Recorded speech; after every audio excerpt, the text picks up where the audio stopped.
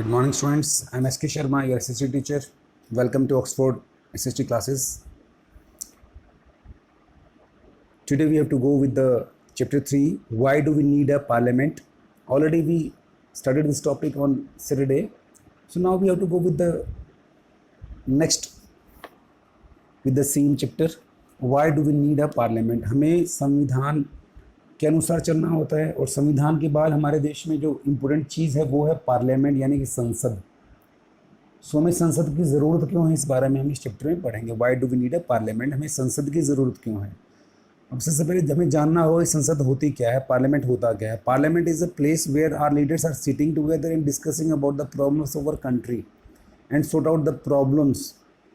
ये वो जगह है मेरे बच्चों, पार्लियामेंट संसद वो जगह है जहाँ हमारे देश के चुने हुए नेता जो हैं, मेंबर ऑफ पार्लियामेंट जिनको हम सांसद कहते हैं, ये और जितने भी मिनिस्टर्स हैं, प्राइम मिनिस्टर हमारे, इवन हमारे प्रेसिडेंट ऑफ इंडिया, राष्ट्रपति जो हैं, वो सारे वहाँ बैठते हैं और देश की जो बड़ी समस्याएं हैं उनके बारे में डिस्कस करते हैं और उन समस्याओं को कैसे समाधान होना चाहिए, कैसे सॉर्ट आउट करना है, सॉल्यूशन कैसे करना है, इस बारे में हम वो काफ़ी डिस्कशन करते हैं, डिबेट करते हैं। सबकी राय अलग अलग होती है कि इसका समाधान ये हो सकता है, कोई कहता है इसका समाधान ये हो सकता है। तो फिर मेजॉरिटी से ज़्यादा लोगों से जो डिस्कशन निकलता है, जो रिजल्ट निकलता है, कंक्लूजन निकलता है, उसको फिर अप्लाई किया जाता है।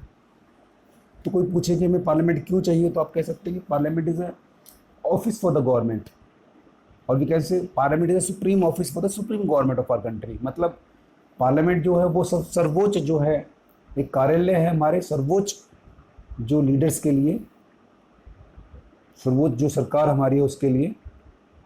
हमारी सेंट्रल गवर्नमेंट जो है वो अपने सारे काम जो है वो पार्लियामेंट के थ्रू करती है।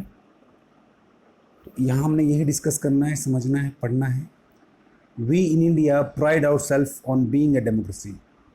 Here we will try and understand the relation between the idea of participation in decision making and the need for all democratic government to have the consent of their citizen.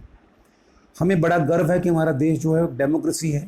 यहाँ हमारे लोग खुद अपने जो rulers को, हमारे जो नेताओं को चुनते हैं और वो हमारे लिए फिर सरकार चलाते हैं, हमारे देश के भले के लिए काम करते हैं।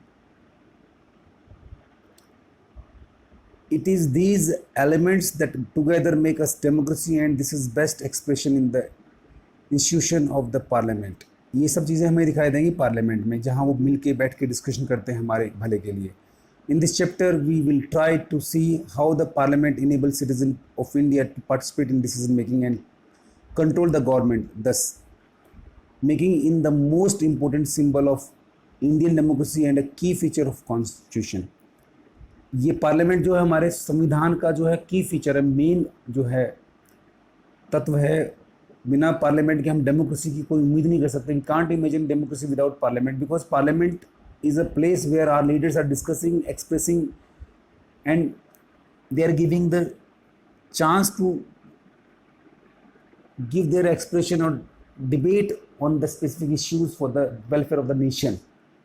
Why should people decide? आम जनता क्यों डिसाइड करे, तो हम यहाँ देखेंगे India as we know become independent on 15 August 1947। सब जानते हैं भारत देश आज़ाद जो हुआ था वो 15 अगस्त 1947 को हुआ है। 1947 में हम आज़ाद हुए थे, देश हमारा अंग्रेज़ों से मुक्त हुआ था, हमने उनको अपने देश से बाहर कर दिया था। Presiding this was a long and difficult struggle in which many sections of society participated. People from various backgrounds joined the struggle and they were inspired by the ideas of freedom, equality and participation in decision making. Under colonial rule the people have lived in fear of the British government and did not agree with many of the decisions that they took, but they faced grave danger if they tried to criticize these decisions.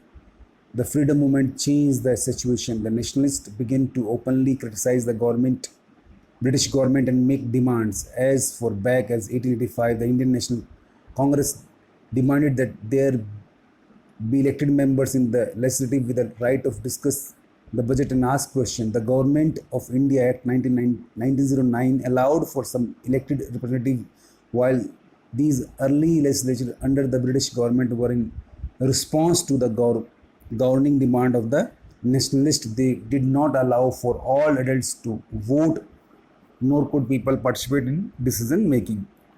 यहाँ पे बात की गई है बेटा कि जब हम आज़ाद होते हैं, आज़ादी के बाद हमारे जो नेताओं के दिमाग में ये विचार थे आज़ादी, फ्रीडम का, इक्वलिटी, बराबरी का, ये देखिए यहाँ दे रखा है, we can see freedom, here we can see freedom, equality, transparency, decision making, ये सारी बातें यहाँ पे हमने डिस्कस की। ये चीज़ें आई हमारे लीडर्स के दिमाग में और उन लोगों ने इसके लिए तैयार किया। शुरू में इनकी कोई बात सुनी नहीं गई, लेकिन फिर वो लड़ते रहे अपनी डिमांड्स के लिए और बाद में गवर्नमेंट को इनकी बातों माननी पड़ी। और आज हम ऐसी गवर्नमेंट हमारे देश में जो हमारी बातें सुनती है, ये हमारे देश की सरकार है। तो ये सब चीज़ें आई हैं आज़ादी के संघर्ष के बाद।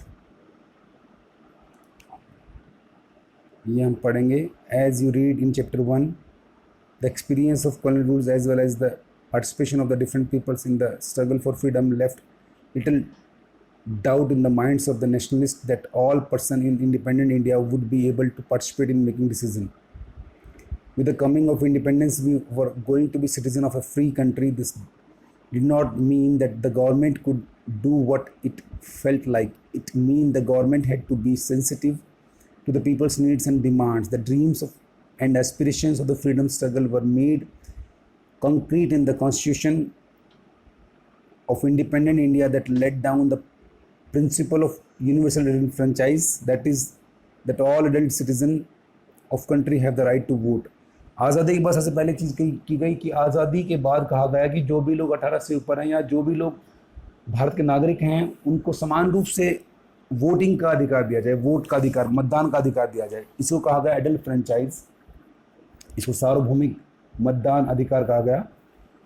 और ये हम देखते हैं, पहले ये बैलेट बॉक्स में हम पर्चियाँ डालते थे, आज़ादी के कई साल तक ये चलता रहा। फिर ईवीएम मशीन बनी, इलेक्ट्रॉनिक वोटिंग मशीन।